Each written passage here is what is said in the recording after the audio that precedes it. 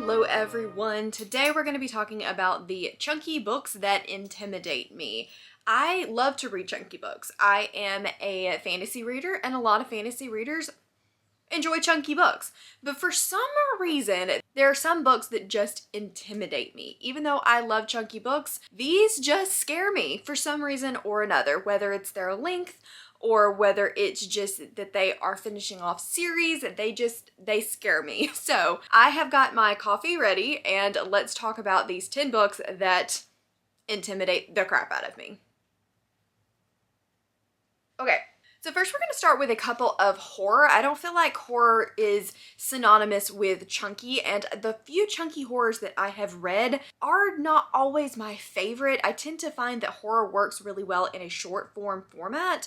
So sometimes when they're longer, that intimidates me because what if they're too long? The first of these is The Passage by Justin Cronin. I know a couple of people that have read this year and really enjoyed it. It is a vampire post-apocalyptic story, and it sounds like something that I would really enjoy, but I'm just a little bit worried that it's going to go on for too long.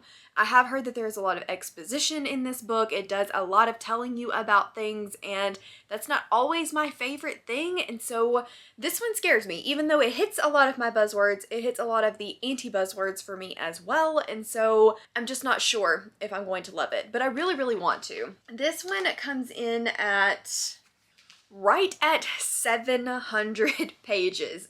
This is a horror that is 700 pages. I don't know why the horror needs to be 700 pages, but it is. It was gifted to me by Casey, and so I'm hoping that that means that she enjoyed it as well. I really do want to get to this one.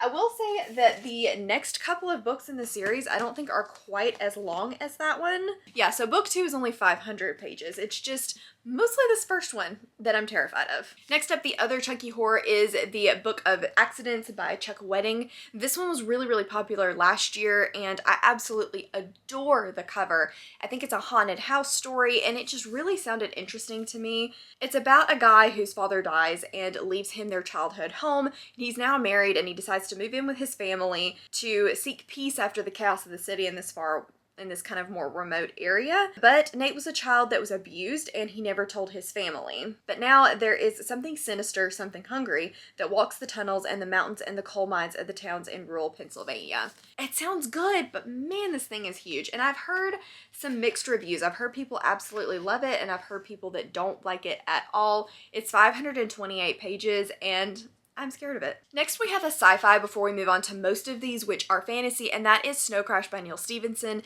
This one I have heard some really good things about. It's a semi-classic style sci-fi because I think it was written, I hate to say that the 90s are classic, but they kind of are. And so when I think of just classic video game type sci-fi, this is one of the books that comes to mind. I'm not sure if I like virtual reality style stories. I know that I like space operas. I know that I like realistic sci-fi, but I'm not sure about virtual reality. So I do definitely want to give this one a try. The cover is what drew me in. I think this is an anniversary edition cover, and it's absolutely gorgeous. I mean, even look at those end papers. They're beautiful. But this book is not short. It is about 560 pages long, and it scares me.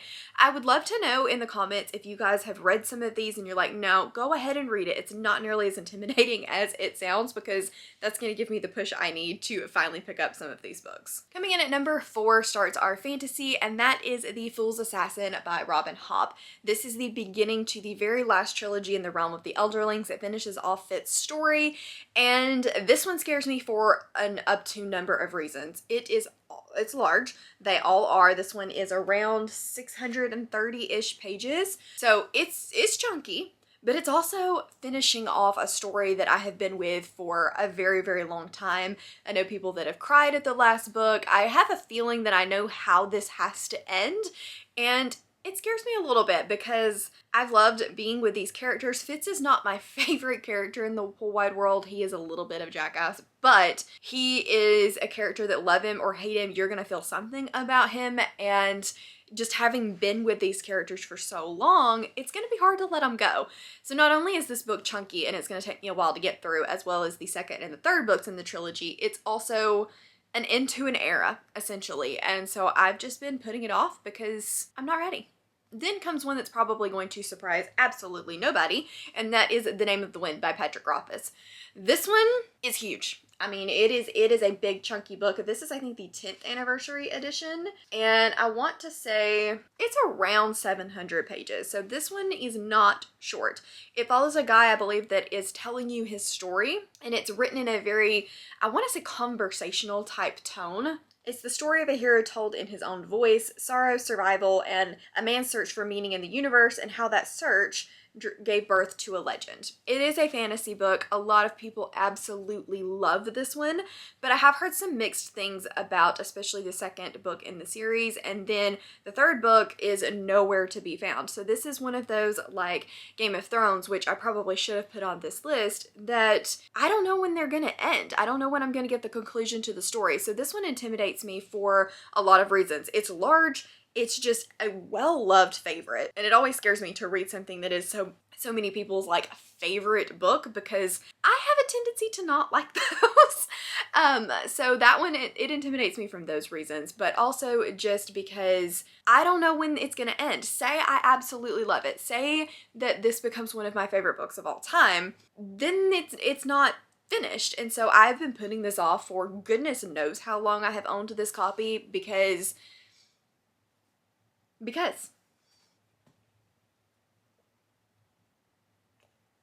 Okay, moving on to number 5 is one that really should not intimidate me because I've read the first and the second books and made it through just fine.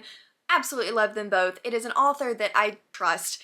And that's Brandon Sanderson and Oathbringer, which is the third book in the Stormlight Archive series. I'm gonna have to prop this one on my shoulder because it would not surprise me if this book weighs like 3 or 4 pounds. Like, if I wanted to take it with me, I could mug somebody with it. But anyway, this is the longest book on this list. It is the most chunky, and it comes in at just over 1,130 pages. It's a big boy. Like I said, Words of Radiance and Way of Kings are both chunky too. They do get a little more chunkier as the books go on, and so they get more and more intimidating, but this is an epic story that I know I love, so why does it scare me so much? Why do I keep putting this off? I think part of it is because the 5th book and the conclusion to the first arc of 10 is been pushed back a year. I think it was supposed to come out maybe at the end of this year, but now it's not coming out until the end of next year. So I am kind of spreading them out and keeping that in mind so that I don't binge through them and then I'm like, oh no, what do I do for another couple of years? But it scares me. It's huge and I want to love it so much, but what if I don't love it? And so I'm putting it off. Then we have one that I was really, really hoping to love, and it didn't intimidate me when I first got it because the synopsis sounded really good, but I've heard some mixed reviews coming in and it worries me more and more and more as the longer it's been out, and that is Ordinary Monsters by J.M. Muro.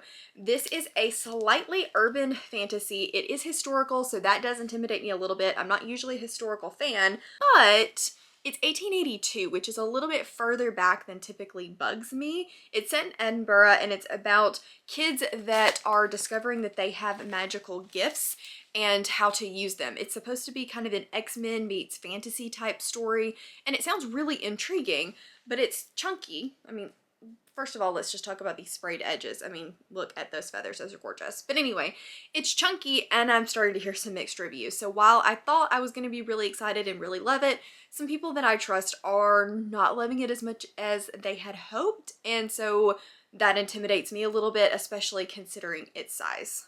Okay, we're getting down to the last few. The next one is Babel by R.F. Kuang. I don't think anywhere on this slipcover actually has the title of the book, so we're gonna hold it like this. This is a linguist story. I loved The Poppy War. It is a magical story with gritty characters, and I just really, really enjoyed it as a whole series, but I'm not sure that R.F. Kuang's style and the way, the direction that she's going in is going to keep her an auto-buy author for me. This book was read by Cassidy, who I dearly trust, and she did not love it. She said it was very dry, just kind of hard to get through, and while she could appreciate the themes in it, it was just very difficult for her to get through because she was bored, and I'm a little concerned that that is going to be the case for me as well. This is more of an alternate history story, and it's not as focused on the fantasy elements, kind of like The Poppy War was an alternate history type story, there was a lot more going on and a lot more to it. This one is focusing on language and has a lot more heavy topics and conversations, and I think that that's important in stories, but it's sometimes not my favorite thing not my favorite way to consume that type of conversation, if that makes sense. It's not that I don't like it, I don't really know how to explain myself here, but anyway, this book is not short either, and knowing that some people that I trust have not absolutely loved it does concern me for me loving it. It's about 540-ish pages, so it's not terribly long, but it definitely fits in that chunky moniker, and it scares me. Down to our last two. The next one is actually Illborn by Daniel T. Jackson. This one scares me because it is such a well-loved indie, and I have actually started this one once and wasn't completely jiving with the writing style, and so I ended up putting it down. I don't think that it was the book's fault. I'm thinking hopefully it was more of a me fault, but now it intimidates me because everybody loves this story so much that I want to be in. I want to love it too, and I'm afraid that I won't. This is a very religious heavy fantasy, and I don't know whether that's something that I like. I have not read a lot of religious based fantasy, and so I could love it or I could not love it, and it intimidates me. This one is not short. It is longer than it looks. It's 693 pages long, so it's on up there. Even though it's bound pretty tightly, it's not floppy though. It's not short, and I'm scared of it. I don't really have anything else to say for myself other than it intimidates me. And last but not least, we have Legacy of Ash by Matthew Ward. This one intimidates me because, I mean, I'm a fantasy reader, but look at that. That is one chunky boy. And it is a trilogy, and all of them in the trilogy are at least this long. I think it is right at 768 pages, which honestly, after looking at Oathbringer, doesn't sound quite as bad, so maybe I should have looked at that one a long time ago. But this one is one that Cassidy really enjoyed. However, she said that it really slumps pretty hard in the middle. She loved the beginning, loved the end, but the middle was a struggle. And for her, it was worth it in the end, but I just am afraid that a book of this long, if the middle really struggles, am I going to enjoy it? Is it going to be worth 760 something pages? So it scares me. This one's following several different points of view, and there is a war that is spreading across the Republic. They have to work together to save their homeland, but decades of bad blood are not easily forgotten, and there is a darker price than any of them could have imagined that's going to be demanded to save their world. So it sounds good. I mean, pretty common fantasy story, but I'm interested to read more and to know more about it.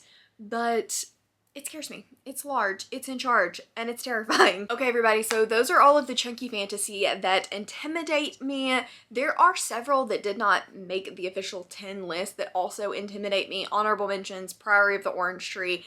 I'm not 100% sure if I'm going to read that or if it's just going to sit on my shelf and stare at me for forever. Who knows? The third book in the Chorus of Dragons series intimidates me and is also quite long. The Thousand Doors of Ardor Ben, the Ember Blade, all of those could have easily made this list, but I had to narrow it down to 10. So there's a couple of honorable mentions as well. Let me know down in the comments if you've read any of these and if you think that they're not nearly as intimidating as I'm making them out to be, or if you think that they're not exactly worth it. Please let me know that as well. All of these obviously are books that I own, so they're books that I'm definitely interested in reading and do plan to get to. I just need that extra, push to get me to actually pick them up, because they're a time investment. No matter how fast I read or how many books I get through a year, something that is 760 pages is going to take me a whole heck of a lot longer than something that is 400 pages. So I want to make sure that when I'm reading chunky books, I'm investing good in my time. So I think that is everything. Thank you guys so much for watching. As always, just a quick reminder that I do have a Patreon and we do lots of fun things. So if you want to check that out, the link is in the description box down below, as well as links to my Instagram, Twitter, and Goodreads. Thank you guys so very much for watching, and I will see you in the next one. Bye.